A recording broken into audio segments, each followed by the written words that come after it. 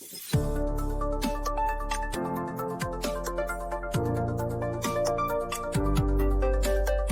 is happening in Canada? Express entry. Let's talk about express entry. 16th of July, the department issued 1,391 ITAs in a PNP only draw, the score of 670. So what happens when you see a PNP draw early in the week? You are obviously keeping your fingers crossed and hoping for a following draw. In this case, it was the Canadian Experience class draw, which was followed just like clockwork on the 17th of July. 6,300 invitations were issued. Now, this was that big draw what we all were hoping for. We were keeping our fingers crossed, we were praying for, and we wanted this so bad. Thankfully, the score was 515, which also happened to be the lowest non-category specific draw for the whole year. This was amazing, right? All that talk about people with the LMIAs and all that basically became more clearer, because the previous draw, which was quite high, showed that if they have to be clearing out 6,300 CEC candidates, it tells you that most of the candidates actually above a score of 500 are indeed CEC, because anybody who's outside Canada, who's in general category, without the prospect of having an LMIA for 50 points or 200 points, can't really get to that 500 plus score anyways. And 6,300 ITAs also told you that the pool is such a heavy one, right? Yeah, we also had a French language draw, but let me quickly show you the pool. This is looking better, right? So first of all, the pool is as of the 17th of July, so a day later after on the day of the express entry draw that happened with the CEC. Now, 184 candidates are only PNP, so you know these will get cleared out. But obviously, your area of interest is that number between 501 to 600, and that is at about 17,000 give or take. I mean, let's not get into too many details, but 17,000 give or take, 16,968. If you remove 6,300, that was the number of invitations issued, you will be left with 10,668. Okay. Now, I mean, of course, we all know IRCC can do these things, right? Last year, they conducted draws in April, back to back, 21,000 invitations issued within a span of 2 weeks. So all we need for this 10,000 to get cleared out is probably 2 more draws of 5,000, 6,000 kind of a thing. And before you know it, we'll be in 490s. I know this is wishful thinking. I know we are all hoping and praying something of that sort to happen. I don't know if something like this can happen, that they can actually now go back to conducting these draws, because it brings back to something that my earlier friend was commenting about, the quotas for 2024. First of all, the quotas are not for the ITAs. The quotas are for the annual immigration levels plan, the targets, how many people will be coming to Canada, right? For each year, how many people are eligible to come to Canada or will be made permanent residents.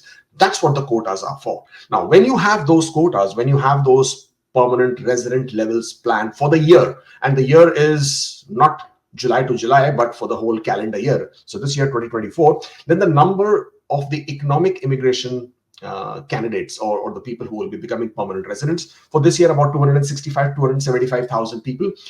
Based on that, and based on the number of provincial nominee programs that are linked to the express entry streams, and the number of people who are in FHS, federal high skilled targets, based on that, and based on how many applications are successful, how many are not, how many they need to keep in tow in order to sort of have these numbers going. Now, I know where this July to July is coming through, because obviously, for example, all the invitations that will be issued from, let's say, this month onwards, the idea is that these invitations would contribute to the people who become permanent residents next year.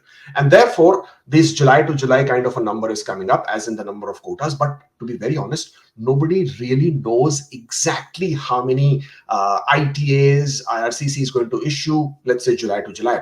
Who is coming up with these numbers? No matter how much data or data and statistics you look at, and trust me, I live with these numbers. I mean, I'm like all the time poring over these day in, day out. But no matter how many times you look at these numbers, IRCC always has a different card up its sleeve, and therefore you would never really know exactly what they are trying to do. And also, it's only last year July that the category based draws have started. They have started the category based draws last July, but their quotas for the year as to what is the percentage of people that they would invite as francophones, how many percentage of people from the total invitations of the total express entry numbers would they have as under STEM, under healthcare? Now, those are annual numbers. So how do you and I, who do not have access to the real-time data, then calculate what would be the invitations issued this month and next month and the so do you understand what I'm saying? So yes, it's nice to have these numbers, it's nice to have this data, and so that we can all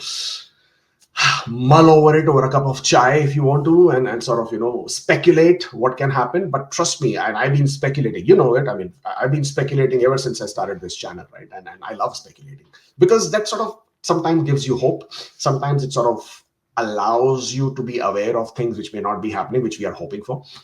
In a similar manner, I love speculating as well. But I'm telling you right now that the data that you think you have and what you are mulling over may not be the way IRCC is projecting its targets. Like, for example, if that July to July data was correct, did they know that they were going to issue approximately 20,000 invitations in this month alone? Yes, that's the number of invitations that have been issued approximately for this month. So to go by that, none of us knows really what are they up to. So all we can do is hope and pray. So that's what this express entry pool breakdown is telling you as well. 16,968, that's what we got there. And hopefully we see more express entry draws moving forward. Now, French language again saw a back-to-back draw. You saw one last week, you saw another one this week. 1,800 invitations issued, and this time it was 400 as a CRS score. Now 19,161 ITAs over 7 separate draws have been issued for this month. Isn't it amazing? Busiest month for express entry. And that's what I was saying. I was saying 20,000, but actually it was 19. So my bad. Sorry there. 19,161 in combination of all these draws. And hey, there is still 10 more days to go. So you still have a few more days to go and look at what exactly we might have in store. There could always be one more draw up their sleeve, and you never know how that can look like. If we just want to quickly take a look at what has happened in this month, which is the month of July. On 2nd of July, there was a PNP program draw of 920, trade occupations 1,800 invitations. 4th of July, 5th of July, 3,750 under the healthcare occupations. 8th of July, 3,200 under the French proficiency, Francophone category. 1,391, 1,391 for the PNP on the 16th. 6,300, the big draw on 17th of July. 18th of July, 1,800 under the French language proficiency, again, Francophone related draw. So as you can see, this would get anybody pumped up. So you can't blame me if I'm feeling a bit pumped up with these draws. Thank you, everybody. Thank you for joining in today. Hopefully we will do it again. It's been a pleasure. So once again, if you wish to book an appointment, this is the link. Don't forget to subscribe to our channel. And if you want any services with regards to Canadian immigration, then that's the email. Drop us one, and hopefully we will be able to help you out there as well.